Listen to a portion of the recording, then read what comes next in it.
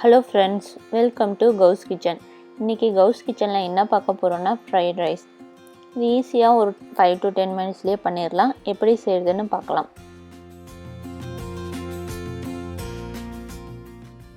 எண்ணெய் ஒரு teaspoon add பண்ணிக்கிறேன். எண்ணெய் காஞ்சக்கப்புறம் நான் ஒரு வெங்காயத்தை நீளமாக கட் பண்ணி வச்சுருக்கேன், அதை ஆட் பண்ணிக்கிறேன். வெங்காயம் நல்லா வதங்கினக்கப்புறம் நான் இஞ்சி பூண்டு பேஸ்ட் ஆட் பண்ணிக்கிறேன்.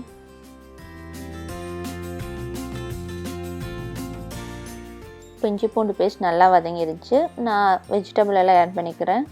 நான் என்னென்ன வெஜிடபிள் ஆட் பண்ணியிருக்கேன்னா கேரட், பீன்ஸ், சோளம், பச்சை பட்டாணி. நான் கிட்டத்தட்ட 1 கப் எடுத்திருக்கேன். எல்லா வெஜிடபிளும் ஆட் பண்ணிவிட்டு நல்லா ஒரு டைம் மிக்ஸ் பண்ணி கொடுத்துட்றேன்.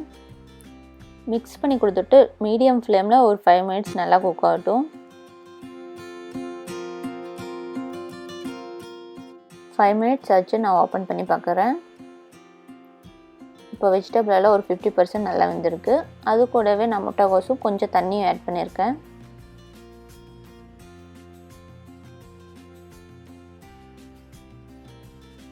கொஞ்சமாக உப்பு ஆட் பண்ணிக்கிறேன். நல்லா மிக்ஸ் பண்ணி கொடுத்துட்றேன். நான் தண்ணி ஆட் பண்ணியிருந்தேன்னா அந்த தண்ணி வத்துற வரை நல்லா வேக வச்சுக்கிறேன். இப்போ நல்லா ட்ரை ஆகிடுச்சு. இப்போ வந்து நான் 2 எக்கு ஆட் பண்ணிக்கிறேன். உங்களுக்கு எக்கு விருப்பம் இருந்தால் ஆட் பண்ணிக்கலாம், இல்லைன்னா அவாய்ட் பண்ணிடுங்க. முட்டையை வேக வைக்க கொஞ்சம் சென்டராக பண்ணிக்கிறேன். இப்போ கொஞ்சமாக எண்ணெய் ஆட் பண்ணிக்கிறேன். நான் முட்டையை உடைச்சி அப்படியே ஸ்ட்ரைட்டாக ஆட் பண்ணிக்கிறேன். உங்களுக்கு வந்து உடைக்க வராதுன்னா நீங்கள் ஒரு பவுலில் வந்து உடச்சி ஊற்றி நல்லா மிக்ஸ் பண்ணிவிட்டு ஆட் பண்ணிக்கோங்க. முட்டையை உடச்சி ஊற்றினா அடுத்த செகண்டே மிக்ஸ் பண்ண வேண்டாம். ஒரு 2 மினிட்ஸ் விட்டுட்டு நல்லா மிக்ஸ் பண்ணி விடுங்க. நான் இப்போ நல்லா மிக்ஸ் பண்ணிக்கிறேன்.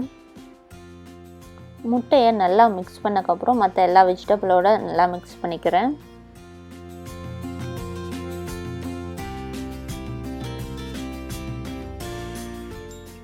கொஞ்சமாக மிளகுத்தூள் ஆட் பண்ணி மிக்ஸ் பண்ணிக்கிறேன்.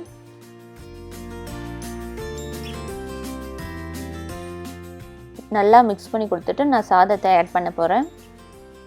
நான் வந்து ஃபஸ்ட்டே சாதம் வச்சுட்டேன். நான் வந்து ப்ரௌன் ரைஸ் யூஸ் பண்ணியிருக்கேன். உங்களுக்கு வந்து நார்மல் ரைஸோ அல்லது பாசுமதி ரைஸ் எது இருக்குமோ அதை ஆட் பண்ணிக்கோங்க. இப்போ நல்லா ஒரு டைம் பரப்பி விட்டுறேன்.